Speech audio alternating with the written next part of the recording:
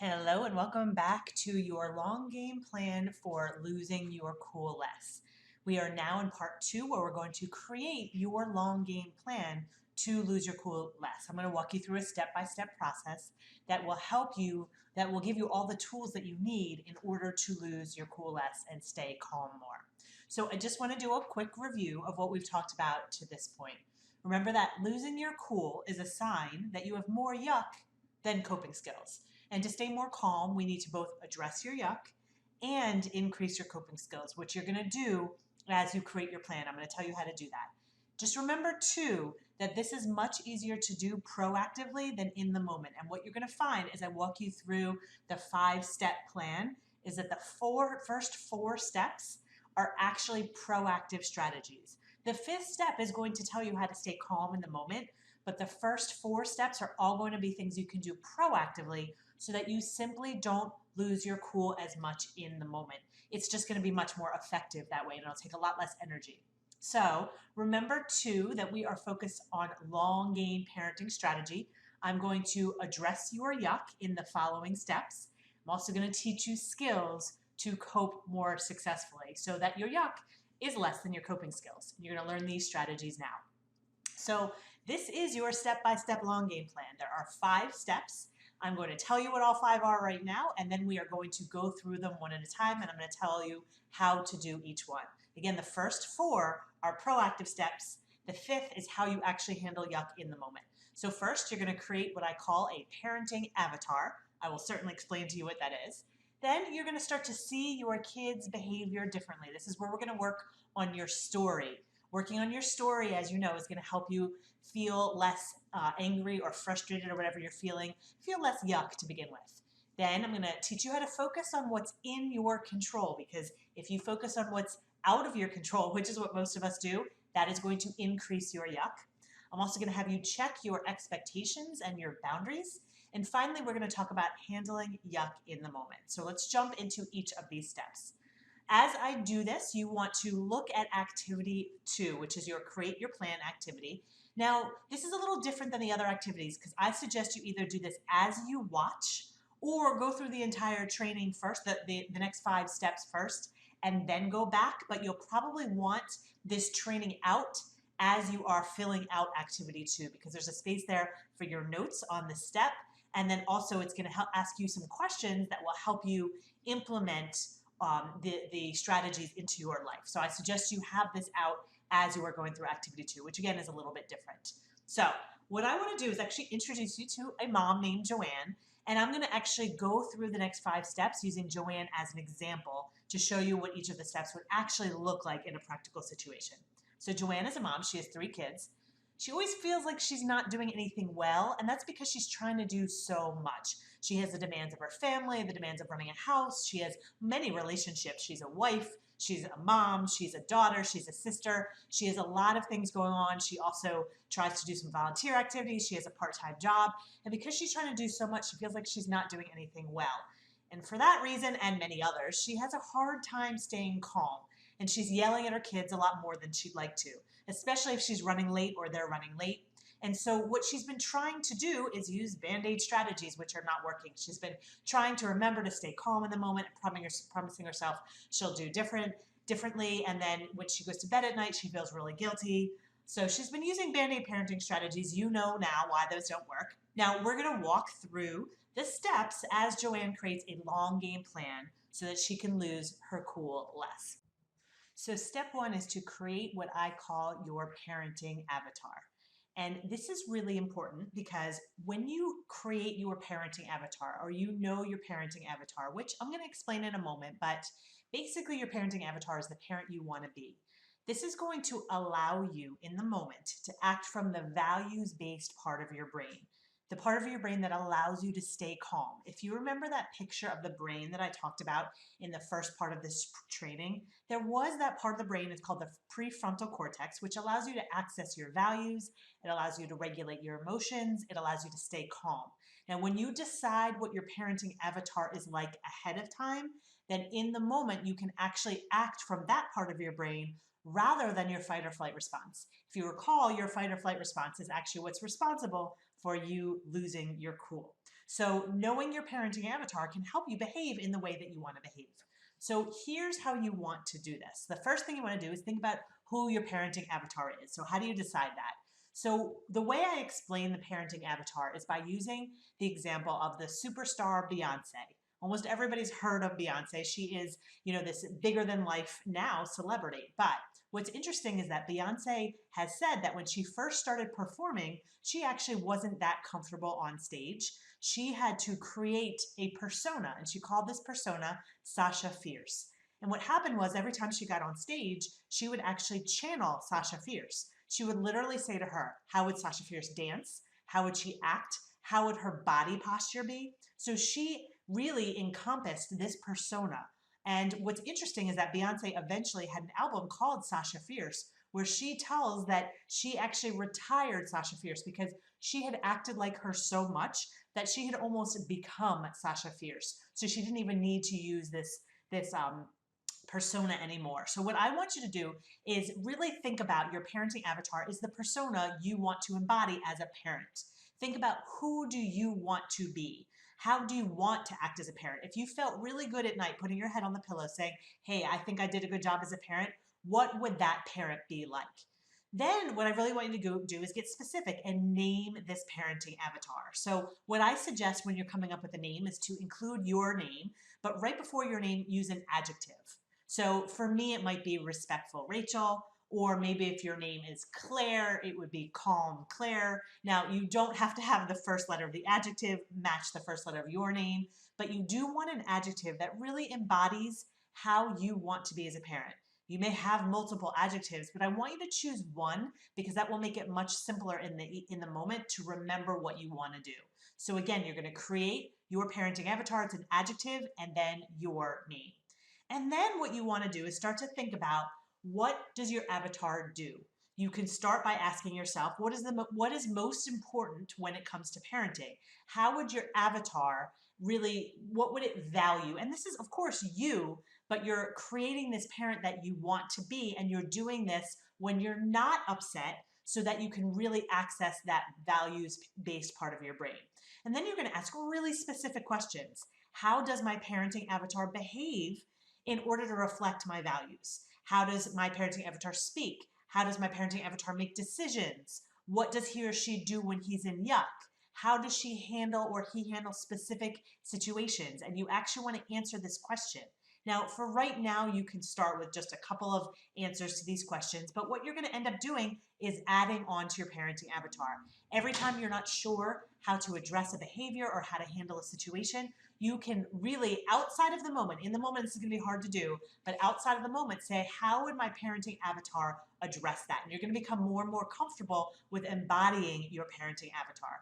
And I want you to channel your parenting avatar as often as possible. You're going to see it's going to come up a little bit more in the exercises that we do and the steps that we go through. So for example, if we look back at our mom named Joanne, who has those 3 kids, feels like she's not doing anything well and losing her calm, Joanne decided to name herself In Control Joe. And what she decided was that In Control Joe doesn't let her feelings control her behavior. And the way she knows that is because In Control Joe always pauses before she reacts. In Control Joe always also focuses on helping her kids rather than making them feel worse. So even if they're doing things that she doesn't like, she pauses and waits until she actually responds, until she gets to the point where she can help her kids. So her whole main overall idea is that she's in control. She knows exactly how she's going to act. She's not going to let her emotions control her. She's going to choose her behaviors, pause, and act consistently with those behaviors. So I want you to also decide what your parenting avatar is and give it a name. Now, I will tell you that this particular step does deposit, remember we were talking about those emotional needs, it really will help you feel more capable and in control when you know what your parenting avatar is. The second step is to see your kids' behavior differently. So I want you to really start to look at the stories you're telling yourself about your kids' behavior. We talked about the importance of the story and how your story creates a threat or not a threat, and you have complete control over this. So this is the second step. You're actually going to choose a scenario and start to see your kids' behavior differently.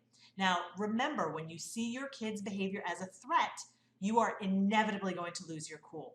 When you see your kids' behavior as them struggling, and I will tell you as an expert in behavior that it always is a sign that they're struggling, that they're having some sort of yuck or they're missing a tool. When you realize that they're struggling and their behavior is only a symptom of their communication, they're just communicating to you that they're really struggling with something, that's when you will keep calm and give them what they need. If you see them as a threat, you're going to go into fight or flight. If you don't see them as a threat, you will be able to stay more calm. Or even if you see them as maybe they're not necessarily struggling, but you say, hey, I can handle this. You really want to see their behavior differently so that you don't, and your fight or flight response doesn't kick in. So what you want to do is just remember the whole idea of yuck and how when we are in yuck, we do not behave positively. And that's what you want to remember about your kids. And then you want to identify a negative behavior of your child, a behavior that tends to suck you in. So identify this behavior. And then what I want you to do is what I call describing your chapter. And what I mean by this is if you know those books where every chapter is told from a different character's perspective. So you may have the same scenario, but two different characters are telling it two different ways. That's actually what I want you to do with this situation that you've identified, this negative behavior or the scenario that has to do with their negative behavior. And then I want you to tell what is going on in this situation from your perspective. So maybe you say something like, my kids are not listening to me. And your chapter is, I've asked them 5 times to do something, they're not listening, it's very disrespectful. So you're describing the scenario from your situation and telling them what it's like for you. This is your story. And you'll see as you read your story back that very likely what you're saying is some sort of threat to either your biological or your emotional needs. So after you've described your chapter, I want you to describe their chapter. I want you to describe the same exact scenario from their world. Now, this is not you saying something like, well, they didn't feel like doing what I asked. That's still seeing the situation from your perspective. What you really need to do is get into their world. And if they didn't feel like doing it, why didn't they? Their chapter would probably be something like, I was right in the middle of doing something and, mom asked me to stop what I was doing to do something else. You really want to get into their world. That's what's going to help you see their behavior differently. So don't just see their world from your world. See their world from their world. Now, what you want to do is then go back to your story and ask yourself, is my story useful? And if you recall, the way I define useful is, does it get you the results you want? Does thinking, my kids aren't listening to me and I've asked them 5 times and they're being really disrespectful, is that going to get you the results that you want? So think about specifically, how does your story affect your reaction and the situation? When you think that they're being disrespectful, does it help you react positively? Does it make the situation go the way you want it to go? And then what you can do is ask yourself, what would be a more useful story? You don't have to convince yourself of something you don't believe. You just want to have a story in your mind that helps you get the results that you want. Now, it's important that you're not trying to make other people do things. You're going to see that in the next step. But what can you do with your response? What can you tell yourself that will help you get the results you want to see? And you really want to channel that parenting avatar and say, okay, if I were my parenting avatar, how would I view this situation? So what I'm going to do is actually give you a resource called the Positive Behavior Checklist that's really hopefully going to help you understand what their world is like and help you revise your story. This resource tells you all that is needed for someone to actually behave positively, and you can look through it and see, does my child have this? Do they have this? Do they have this? And that can help you understand what's going on for them, which will help you make a more useful story, because then you can start to say, the reason they weren't listening was because you'll use the positive behavior checklist to figure this out, and then you can create a more useful story for yourself.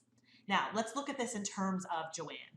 So the scenario that Joanne came up with was that she didn't like it when her daughter talked back to her. That was the negative behavior she chose. And what she was telling herself was that when her daughter talked back to her, she was being rude and disrespectful. That was her story. So what she ultimately realized was that that story wasn't useful, because when she thought of her daughter's behavior as being rude and disrespectful, she lost her cool. Then she created that cycle of yuck that I talked about. She lost her cool, and then she yelled at her daughter, or she made her daughter feel bad. Her daughter's behavior got worse, and they got sucked into this cycle of yuck. So she realized the story wasn't useful. And then what she came up with was a more useful version. She decided what her avatar would say is that when her daughter is talking back, she's really in yuck and having a hard time dealing with the feelings in a mature way. So sometimes her daughter would talk back to her when she told her, for example, that she couldn't go to her friend's house. And then her daughter would be disrespectful.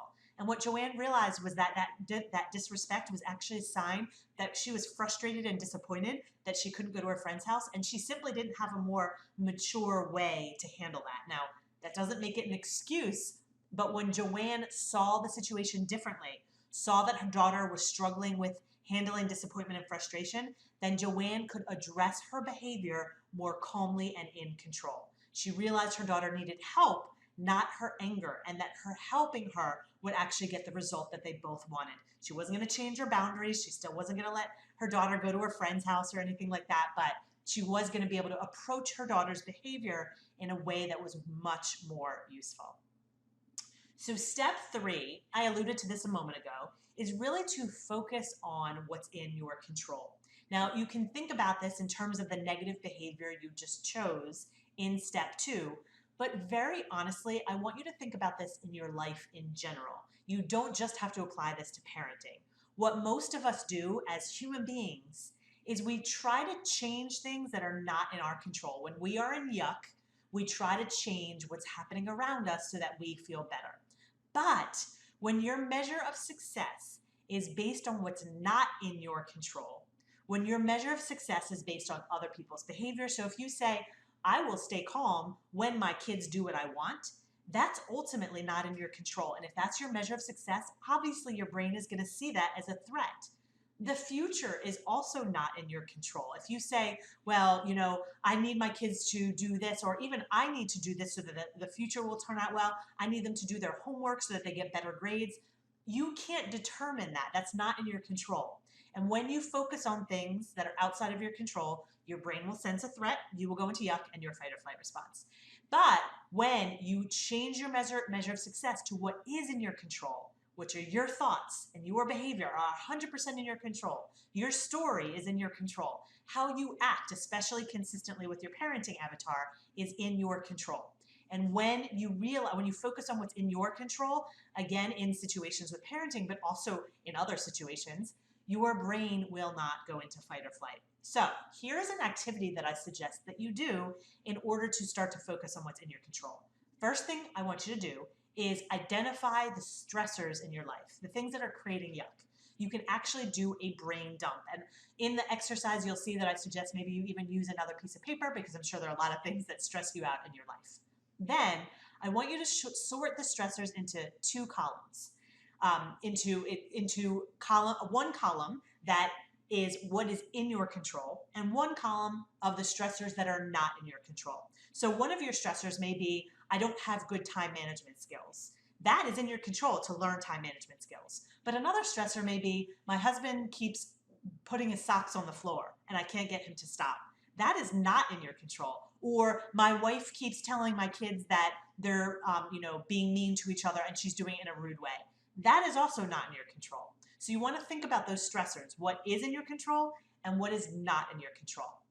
In the column of items that are in your control, I want you to choose one, circle one, and decide what action you can take. When you start to take action on items that are in your control, you are going to feel more in control and your brain will not sense that threat and you will actually be able to stay more calm. Again, this isn't just related to parenting. If you feel out of control in your life in general, you are not going to be able to keep your cool. So focus on one item that is in your control and take an action on that item. Now, in the column of items that are not in your control, again, choose one. So you're only choosing 2 things here. One that's in your control, one that's not. And the one that's not in your control, I want you to decide what part of it is in your control. So you can't control your spouse. You can't control the future. You can't control your kids or other people. But you can control how you interpret that. You can control the story you tell yourself. You can control how you respond to that situation. So maybe, if you are frustrated with your spouse for putting their socks on the floor, you can't make them stop, but you can think something like, oh, that's just who they are. They put their socks on the floor, and that's just sort of a quality that they have. You change your story, and you start to feel better. So ultimately, you want to change your thoughts, change your action, or maybe you could say, I'm going to talk to my spouse about this, but I'm going to approach them in a way that doesn't make them defensive. Then maybe they're more likely to listen to me. But I can't control whether they listen to me. I can control how I approach them. So ultimately, you're thinking about your thoughts and your behavior. You also want to really use your parenting avatar to help you make decisions about how to act, both on the things that are in your control and the things that are not. So how would your parenting avatar respond to your children or your spouse or your colleagues or your friends? That parenting avatar is really going to guide you, remember. And I really suggest that you complete this exercise on a regular basis, especially when you realize you're in a lot of yuck. Dump out all the stressors, focus on what's in your control. I will tell you that yuck in general is fueled by the thoughts we have in our brain, but yuck is reduced by taking action. So when you start to take action on the things that are in your control, and you take action, the action that's in your control on the things that are not in your control, if you just focus on your behavior on the things that are not in your control, you will reduce your yuck. So again, complete this exercise on a regular basis. So what Joanne decided to do is, one thing that was in her control that she could take action on is she realized that part of her daughter's yuck, and part of the reason her daughter was being disrespectful, was that she and her husband and her daughter did not have a great relationship. And she knew that that was probably contributing to her daughter's disrespect and her daughter's yuck. So what she decided she would do, she couldn't make their relationship better. But one of the things she could do was talk to her husband about some things that she'd been doing with her daughter that were turning out well. She could just give her husband suggestions for things they might want to do together that could improve their relationship. That was in Joanne's control. She could decide what to tell her husband, how to approach her husband. That's what she decided to do. That was something that was in her control. What she decided that she was not in her control was that her daughter was struggling a little bit right now. She wanted to make her daughter feel better, but she realized that ultimately it wasn't in her control. So she changed her story. And instead of saying, my daughter is struggling right now, I'm a bad parent because she's struggling, which is a threat, Joanne changed her story to, I can't fix my daughter, but I can be with her when she's sad, when she's frustrated. I can respond in a supportive way so that she knows she's not alone. That was in Joanne's control. Making her daughter feel better wasn't, but knowing that she could be with her, that was in Joanne's control. So that's how she handled focusing on what was in her control and what wasn't. Now, step 4 is to check your expectations and boundaries. So these are the expectations you have on yourself and the boundaries you are setting with others. This is, again, something you're going to be doing more proactively, because when you address this, you are going to lose your cool less.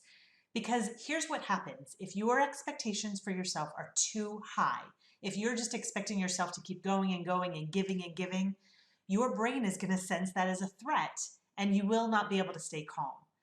Also, if you're not setting boundaries and you're not getting time to yourself, your brain is going to sense that as a threat, and you won't be able to stay calm. Remember, your brain is constantly looking around to see, are my needs getting met? If your expectations are too high and you don't have enough boundaries, your brain will say, no, my needs aren't getting met, and there will be issues. Now, if we're being honest though, having more realistic expectations and setting boundaries is hard for almost every single one of us. So when I introduce this topic, I always say that we also need a plan for how to handle the discomfort that arises when we change our expectations of ourselves and when we try to make boundaries. Most people don't do this. They don't change expectations or make boundaries because it is uncomfortable. And we'd all rather be in the discomfort of just overdoing and not having time for ourselves than actually setting the boundaries and changing expectations. That's what a lot of us end up in. And yes, of course, then we're in a lot of yuck and we're losing our cool. So here's what I want you to think about first. Write a list of everything you're expecting yourself to do. Is it logistically possible to fit it all in? So just write down a to-do list and then see if you can fit it all in to the 24 hours in a day. And yes, you still do need to sleep and you still do need a little time to stop and go to the bathroom. See if all of the expectations you have, and this is just one area of expectations, your to-do list. There are other expectations you probably have on yourself as well, but think about just your to-do list. Is it even logistically possible to fit it all in? If not, you really need to change your expectations because your brain is going to say, oh my gosh, I can't get all that done. And then you're going to go into yuck. The other thing you want to do if you realize that your expectations are not realistic is start to think about a boundary that you want to set. It may be telling your kids you're not going to do something for them. It may be asking for help. It may be asking for more time on a project or something you're doing. You want to think about what is a boundary that if you set it would actually buy you a little bit of time. Then what you want to do with this boundary is proactively identify the language you're going to use when you set your boundary. I want you to think about how you're going to say it. So if you're saying to your child, I'm not going to drive you to your friend's house, I want you to have the actual phrase you are going to use. If you're saying to your spouse, I need some help with the laundry or the meal planning, what are the words you're actually going to use? The other thing you want to identify ahead of time is the phrase you want to say if pushback occurs. Because often we'll try to set a boundary and then we'll get pushback and then we'll just give in because the pushback is uncomfortable. So I want you to have a phrase you're going to repeat if pushback occurs. So let's say you tell your kids you're not driving them somewhere, or you're not reading them an extra bedtime story, or you're not helping them with something they want help with that you just don't have time to help with. What can you say to them if they push back? If they say, oh my gosh, you're not being fair, you're being so mean, have a phrase like, I'm sorry you feel that way, or thank you for telling me, whatever you want the phrase to be. But decide it ahead of time. That's going to help. It's aligning with your parenting avatar. That's really what I want you to think about here, and deciding the behavior ahead of time. Now, I want you to remember, this is going to be uncomfortable. But here's what you need to know is that you can be uncomfortable and still set a boundary. In fact, you have to be uncomfortable because what happens is usually our brain senses discomfort and we backtrack. And that's what gets us into a lot of trouble. We can understand, and this is very empowering when you actually get this skill, you can be uncomfortable and still act consistently with your parenting avatar. That's why you want to decide the behavior ahead of time, because then you just do what you decided to do. Your emotions cannot control your behavior. We feel like they can, we let them, but they actually don't have the power to do that. Remember, when you are in yuck, this is the yuck curve. When you are in yuck, the yuck will get bigger and bigger and bigger. You will feel worse for a little while, even in the moment. It may get, to the point where you're just so uncomfortable, you're crawling out of your skin, but it will reach a peak and it will come down. And when you set those boundaries over and over, here's what happens, honestly, is that they're less uncomfortable to set to begin with. The more comfortable, the more experience you have with this, you don't go into yuck when you try to set a boundary. So know that, yes, it's going to be uncomfortable, but you have a plan for how to deal with that. Your parenting avatar is your guide for how to deal with that. Decide all of this ahead of time. So think about what your parenting avatar would do and simply do that. So Joanne was really thinking about this for herself. And she realized pretty quickly that her expectations for herself were too high. Remember, Joanne was trying to do everything for everyone. She was, trying to make all her relationships go well. She was trying to do everything. And she realized she simply didn't have time. And that was one of the reasons that she was struggling to be there for her daughter, who was also struggling. But Joanne couldn't be there for her. She was just getting annoyed with her and angry with her. So one of the boundaries that Joanne actually identified was she was going to tell her kids that she wasn't going to help them with their homework if they came up to her at the last minute. Because often she would have a plan for what she wanted to do in her day, and then her kids would come up and ask for help with their homework, and she would stop what she was doing, and then her to-do list just got bigger and bigger. So that was the boundary she was going to set. She decided that she was going to say to her kids, if they asked for help, no, I'm not going to help, but I will help you plan differently for next time. That's what she was going to say over and over. She just was not going to give in to them. And ultimately, they were going to learn that she wasn't going to give in and they would stop asking her. But what she was also going to remind herself to handle the discomfort, that saying no and having this boundary was actually in everyone's best interest. And she created a mantra, it's in everyone's best interest, it's in everyone's best interest. And that's what she was going to say when she was inevitably uncomfortable. So she was going to set those boundaries. And when she did, Joanne realized she had so much more energy, and her kids actually found a way to magically ask her earlier to help them with homework when she did this. So you're checking your expectations and your boundaries. Again, this isn't necessarily related to an instance with your kids. This is in general. When you have too much on your plate, you don't have enough boundaries, you are going to be in yuck, you're going to lose your cool. So lastly, we have talked about the 4 strategies you want to do proactively, but let's talk about what you do to stay calm in the moment. Now, I will tell you, if you've done the first 4 strategies, you've found an avatar, you've thought about your boundaries, you've thought about your kids' behavior differently, you've really focused more on what's in your control, you're not going to have to do this as much in the moment. Because remember, it's hard in the moment to keep your cool. In the moment, it's hard for us to get out of fight or flight. In fact, I don't know very many people who can do it except those who meditate.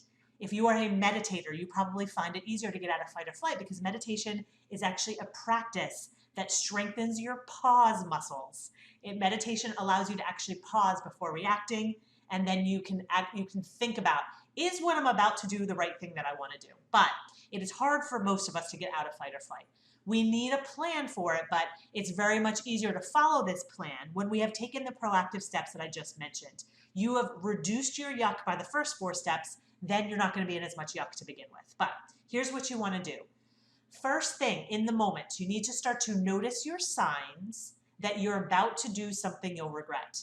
It's interesting that your body will tell you when you're about to lose your cool. And a lot of us are not aware of these signs, so that doesn't mean they're not happening. Just like your body tells you when you're hungry or you're tired or you have to go to the bathroom, your body does tell you when you're about to go into fight or flight because your fight or flight response is about to kick in, and your body actually has physiological responses. So you may feel your heart beating faster, you may feel your face getting hotter, you may feel yourself getting tense.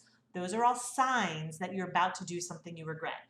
And it's really important to know that sign, because if you don't know your sign, you're just going to go into fight or flight more quickly than you can stop yourself. So if you don't know your sign yet, that's okay. You're not alone. About 80% of adults don't. But you want to start to think about, what is the sign that your body is sending you that you're about to do something you regret? And what you want to do is use your sign as a signal to do what I call a yuck release. And a yuck release is an action you take when you are frustrated. It can be, and I will tell you, I'm going to give you a resource that gives you lots of ideas for yuck release strategies, but it could be that you take some deep breaths. It could be that you move your body in some way. You find the furthest wall in the room and walk back and forth to give yourself some movement, because there's a phrase that I teach, motion changes emotion. So if you actually move your body, it tends to calm you down. You can do some quick mental exercises. That's something that I do, and you can find that on the document resource that I give you. But ultimately what you want to do is think about, how does your avatar want to handle it when you are in yuck? And whatever the behavior is, and it has to be a behavior, whatever the behavior is, that's what you want to do. You want to sense this signal and then do that behavior. Ultimately, your goal is to have something to do while you are traveling that curve. Because if you don't have a healthy behavior, what's going to happen is your unhealthy behaviors are going to come out. That's when you lose your cool, start to yell at your kids, start to threaten, start to tell them all the things that they're doing wrong. If you don't have another behavior to replace this, you are going to do some sort of yuck behavior that you later regret. Your goal of the yuck release behavior is to actually wait out your yuck curve. It's what you're going to do to calm yourself down while you are traveling the curve of yuck. And you have to allow yourself a little bit of time. Again, if you're someone who meditates, it actually won't take you very much time to travel the curve. You're going to go through it really quickly. If you're someone who has a ton of yuck, it's going to take you a little while to travel the curve. And you might need to prepare for that. That when something is going on around you, it's going to take you a little while to soothe yourself and soothe your fight or flight response. Now, I will tell you that you'll know you've traveled the curve or out of fight or flight when what you want to do is help your child rather than make them feel worse. When we are in yuck, we want to make our kids feel worse. We think that's going to make them feel better. But ultimately, what is more useful is to help children. That's what gets us long-term results. Now, when you're in yuck, you're not going to want to help them. You're going to think all of the reasons that helping them would be silly and stupid and won't make things better. When you can actually say, okay, you know what? My child is struggling. I want to help them. That's when you know you are out of yuck. So you're doing your yuck release strategy until you are out of this place. Now, again, I'm going to give you this resource that is called Yuck Release Strategies. It will talk a little bit more about certain strategies. It actually breaks them up by temperament so you can figure out which one would be good for you. And you're going to find this behavior that aligns with your parenting avatar. So, for example, Joanne, what she decided to do was, first of all, she recognized her sign was that her shoulders get tense. She noticed that when she's really frustrated, her shoulders tend to tense up. And she decided when she was out of the moment, she decided to create these signs that she actually taped on her wall that said "In Control Joe," the name of her parenting avatar. So one of the strategies she was using to allow her to travel that curve was she had these signs taped on the wall in areas of her house where she was more likely to lose her cool, like the kitchen or the family room where they spent a lot of time. So her strategy was to look up at that wall, remind herself of what she wanted to do, remind herself of "In Control Joe," and she even decided to take a couple of deep breaths to help her get through that yuck curve. But that's ultimately what she decided to do. Now, again, if you have a tremendous amount of yuck, your brain is going to struggle with this. Your brain is sensing a lot of danger, and you're going to have a hard time traveling that curve quickly and effectively. So the last thing that Joanna did is her indicator that she was out of yuck was that she wanted to help her daughter with her yuck and help her daughter with her struggle rather than getting mad at her for her immature behavior. Because her daughter honestly was being disrespectful, but Joanne realized that was just her immature way of dealing with her big feelings. So she had a reminder that she wanted to look at the wall and look at that sign. And then she realized that when she was out of yuck, she wanted to help her daughter rather than make her feel worse. So let's do a very quick summary of these 5 steps and what you need to know to lose your cool less. Remember, losing your cool is a sign that your yuck is bigger than your coping skills. What we want to do is get you to a point where your yuck is less than your coping skills, because that's when you lose your cool less. Now, we've talked about strategies to reduce your yuck, creating your parenting avatar, focusing on what's in your control, and setting boundaries.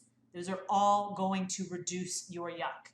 Recognizing your story and making it useful is a coping strategy. Knowing how to stay calm in the moment is a coping strategy. So we've reduced your yuck and increased your coping skills. When you put these 5 steps together, you will lose your cool less. So what you want to do now is fill out the form on the course page. If you look at the page where this training is, on the upper right-hand side, there's a form you can fill out there. And that will give you an opportunity to ask me questions about this training directly. Normally, I'm not answering direct questions of people. I have people who hire me to work with them directly, but I am giving you the ability to ask me questions specifically about this training when you fill out the form.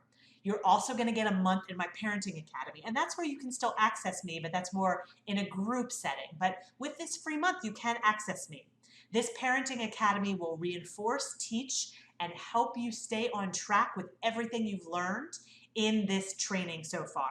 I will actually send you scripts and say this, not that phrases that will reinforce what you've learned in this training, so you'll see what it looks like. You can join live Q&As and ask me questions directly. There's a private Facebook group and you can post your questions in there. And I always, to Academy members, offer even more simple tools to reduce your yuck as a parent.